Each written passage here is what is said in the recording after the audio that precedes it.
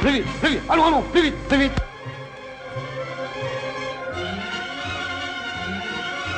Allons, allons, plus vite, plus vite, plus vite.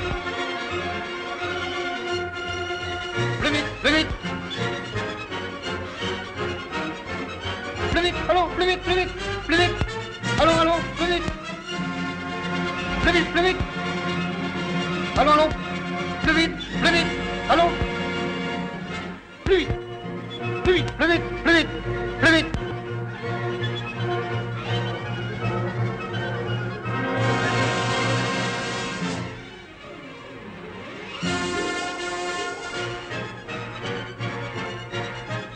Non, la psychotechnique n'est pas ce que vous vous imaginez. Nous allons en parler, voulez-vous? Asseyez-vous.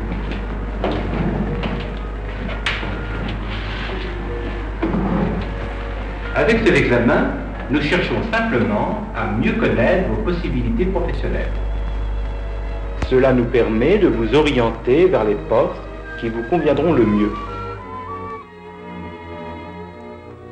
Chaque jour, dans les centres que le service de psychotechnique a installés à Paris et en province, des psychologues, assistés d'opérateurs, examinent différentes catégories de personnel en vue de faciliter leur bonne adaptation au travail. On n'y pratique ni la torture ni la question. Il n'y a ici ni bourreau ni tortionnaire. Il y a seulement des hommes désireux d'éviter aux candidats toute erreur d'aiguillage préjudiciable à leur carrière.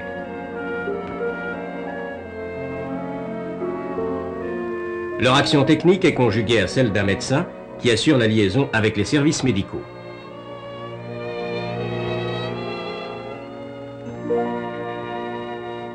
Les centres de psychotechnique sont équipés pour répondre dans les meilleures conditions à l'extrême variété des examens qui leur sont demandés.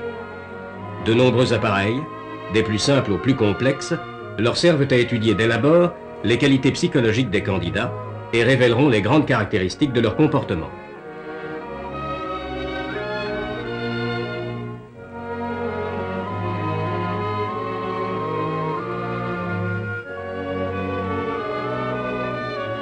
Sous le couvert de ce qui ne paraît qu'un jeu, on décèlera le sens ou le manque d'ordre et de méthode.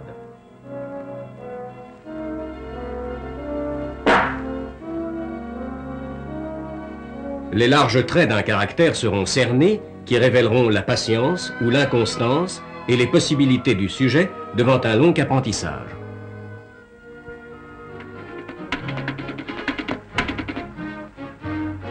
Semblant toujours se jouer, ces épreuves, en inscrivant les lenteurs, les nervosités, les réflexes, traceront du candidat un portrait dont la rapidité de compréhension, la facilité d'adaptation, la résistance au choc émotionnel, la précision des réactions, le contrôle des mouvements seront les traits essentiels.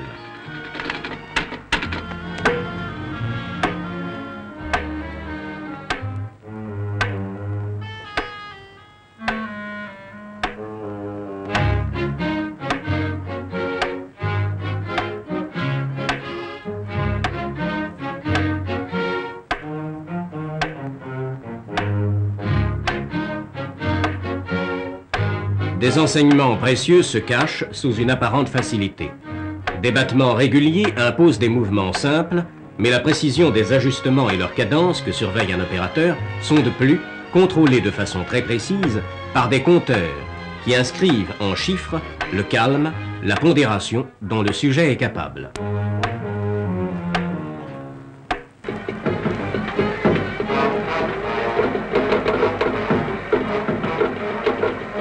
D'autant que les résultats techniques des épreuves se complètent d'observations précieuses sur des conduites et des comportements très différents d'un sujet à l'autre.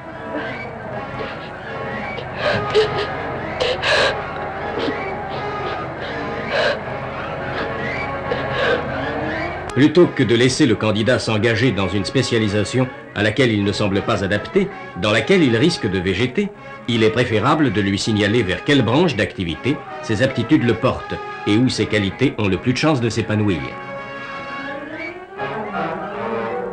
La SNCF est un monde en miniature, un monde où il y a le choix. Un monde assez vaste pour que chacun y trouve l'efficace application de ses possibilités.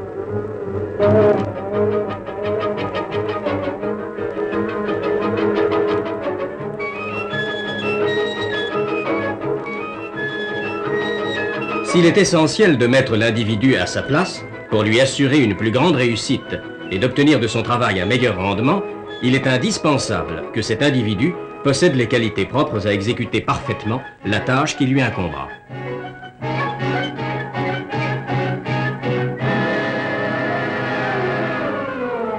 Ces précautions, ces garanties sont à la SNCF plus qu'ailleurs indispensables, car chaque tâche est incluse dans une chaîne dont les maillons sont tous les uns vis-à-vis des autres solidaires. La défaillance de l'un d'eux entraîne la défaillance de l'ensemble. Des denrées, des biens, des vies sont confiés. Des biens, des vies sont à la merci du poids et de la force qui les meut. Ces vies sont remises aux mains des hommes qui commandent cette force et ce poids. Il faut que ces mains soient expertes, aptes à rendre les services qu'on leur demande. Le service de psychotechnique effectue chaque année plus de 10 000 examens dans ses centres. Par ailleurs, il contrôle 15 000 examens effectués au siège des arrondissements. Ces examens sont de 3 sortes. Les premiers s'adressent aux candidats qui, aux différents niveaux, exécution, maîtrise et cadre, désirent entrer à la SNCF.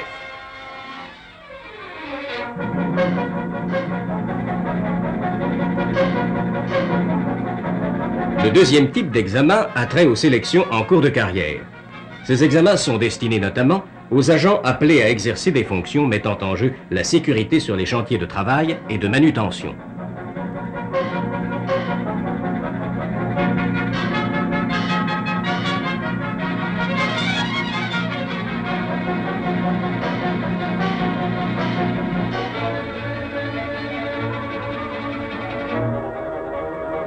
Ces examens s'appliquent également aux candidats briguant les postes d'agents de conduite sur autorail, sur les bonnes vieilles locomotives à vapeur ou les modernes électriques, ou encore les puissantes machines diesel.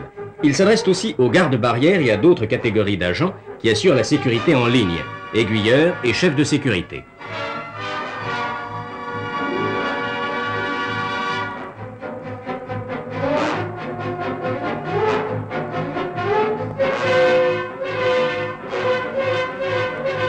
Mais la SNCF, en tant qu'entreprise de transport, dispose d'un parc de véhicules automobiles pour la conduite desquels un personnel qualifié est nécessaire.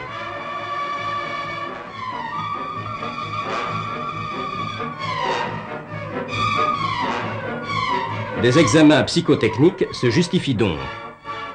Comme se justifient pour toute autre raison des examens psychotechniques destinés à sélectionner certaines catégories de personnel de bureau, les standardistes, qui doivent faire preuve de mémoire et de promptitude dans l'exécution de leur service.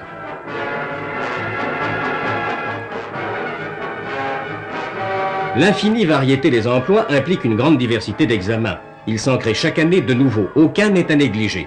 Pas même l'examen qui décèlera chez les futurs agents des bureaux de renseignement les qualités de patience, de courtoisie, de discrète philosophie qui feront de lui l'interlocuteur rêvé d'une clientèle fonctionnant sur un courant à haute tension.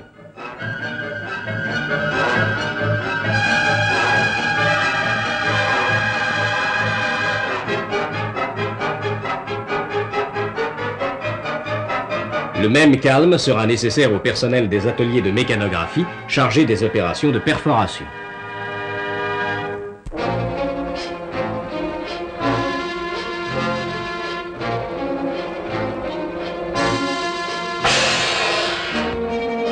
Enfin, des examens spéciaux sont réservés aux agents qui rencontrent certaines difficultés dans l'exécution de leur travail. Il s'agit d'examens très approfondis, conduits en liaison avec le service médical, dans le but d'apporter à chaque cas la solution appropriée, soit en maintenant l'agent dans son poste, soit encore en conseillant de l'orienter vers un autre emploi.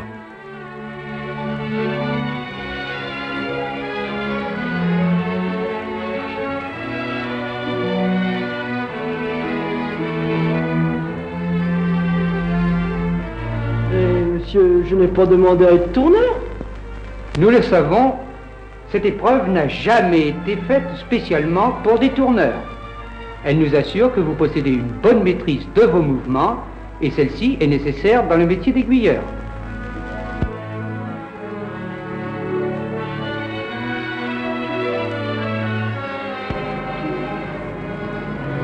Il ne faut pas confondre ces épreuves avec les essais professionnels qui, eux, s'adressent aux personnes qui ont déjà appris le métier. Nos tests sont destinés, au contraire, à juger si le candidat possède les qualités que son futur emploi nécessitera de lui ou à déceler les déficiences qui le rendront inapte à l'exercer.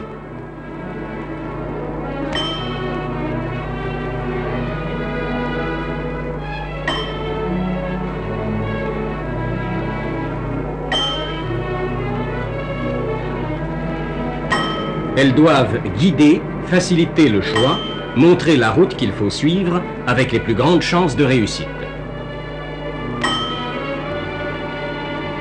Il a donc fallu au départ étudier parmi les exigences du travail celles qui constituent des impératifs qui requièrent les qualités indispensables à son exercice.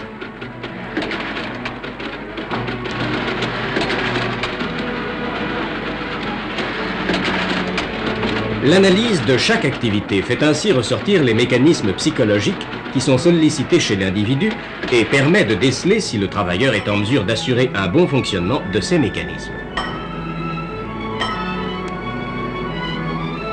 Des épreuves sont alors établies. Elles sont simplifiées. Elles sont mises sous une forme souvent différente de celle du travail, mais elles mettent en jeu des mécanismes analogues.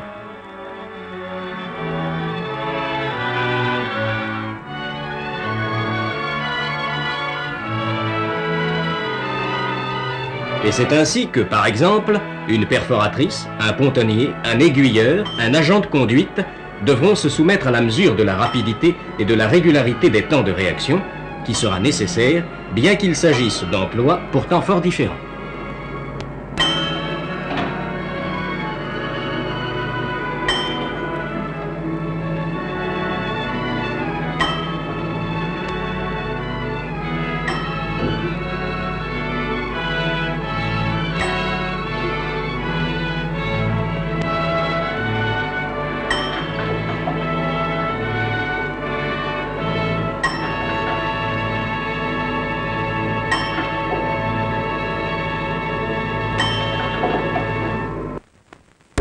Certains emplois demandent des épreuves spécialement adaptées. Ainsi, le chef de sécurité est appelé à effectuer des opérations d'une extrême variété. Comme il ne peut être partout à la fois, il doit être capable de choisir parmi toutes ces tâches, les tâches urgentes et parmi celles-ci, les plus impératives. Il surveille le passage des trains pour déceler les anomalies éventuelles. Reçoit et transmet les communications téléphoniques, si importantes lorsqu'elles ont trait à la sécurité des transports.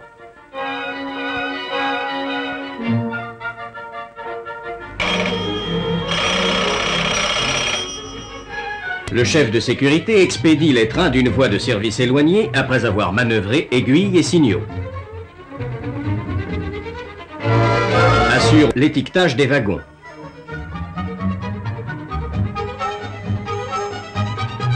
Et celui des colis.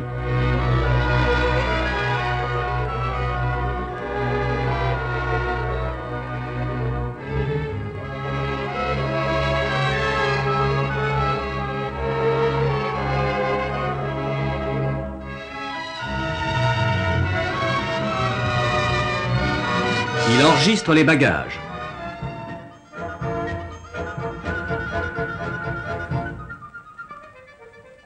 Distribue les billets.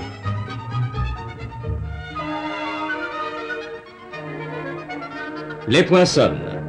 Mais la succession de toutes ces tâches ne respecte pas un ordre fixe et constant. À tout moment, le chef de sécurité peut être dérangé dans son travail pour faire face à des situations urgentes et imprévues.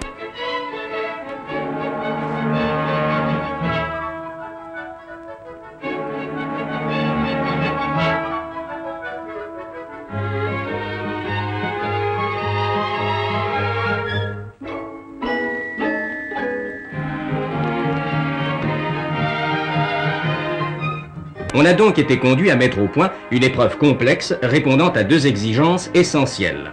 Nécessité de passer facilement d'une tâche à une autre, les diverses tâches n'ayant aucun rapport entre elles. Nécessité, tout en exécutant chacune des tâches proposées, de surveiller des signaux lumineux et sonores.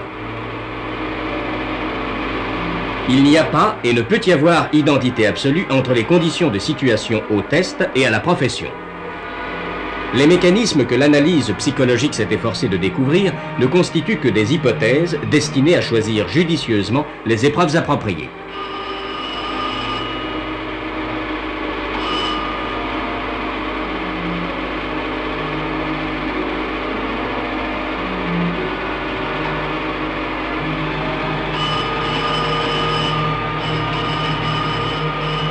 Aussi, avant d'être appliquées aux futurs candidats, ces épreuves sont-elles validées, c'est-à-dire vérifiées sur un nombre important d'agents exerçant le métier correspondant depuis un certain temps et par conséquent de valeur professionnelle éprouvée.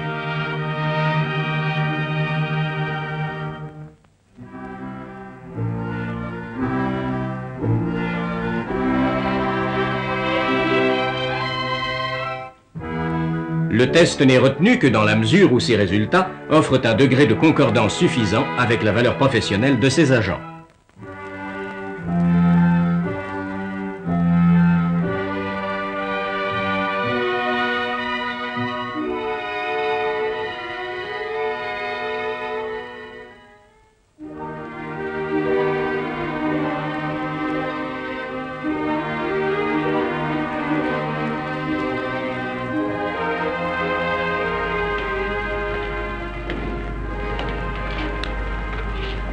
Oh, ça ne doit pas être bien fameux, vous savez. Je n'ai pas beaucoup d'instructions. Soyez sans crainte, nous en tenons compte.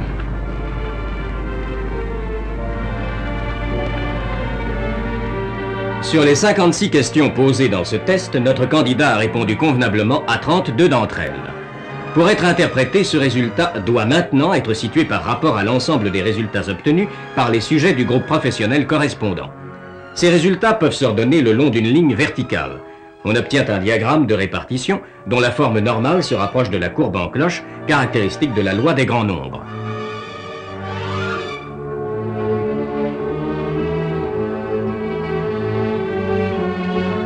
Chaque groupe de sujets ayant obtenu la même note peut être représenté par un rectangle. Poussons ces groupes horizontalement de façon à mieux faire apparaître leur répartition par rang en ordre de valeur décroissante.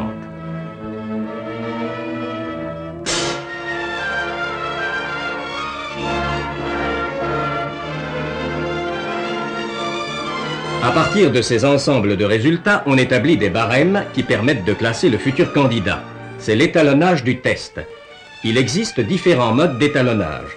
L'un des plus simples consiste par exemple à diviser par des verticales équidistantes la courbe des répartitions par rang en 10 échelons appelés déciles.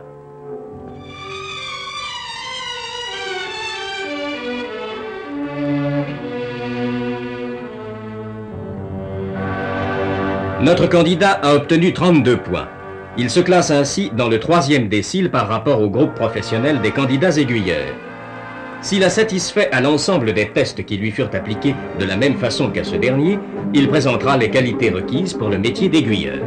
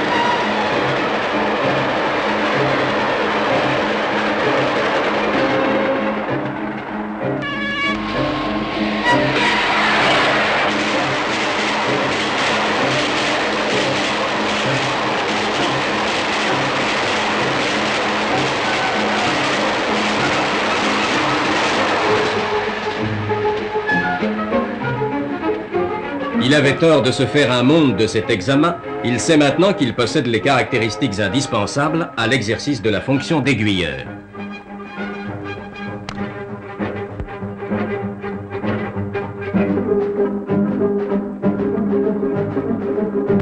Bonjour. Bonjour, alors, ça s'est bien passé?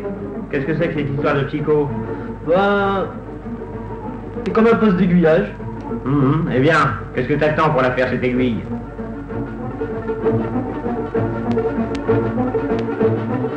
En acquérant cette assurance, En ayant l'exacte conscience de ses possibilités, il a pris confiance. Il trouve de meilleures raisons encore de bien faire son métier.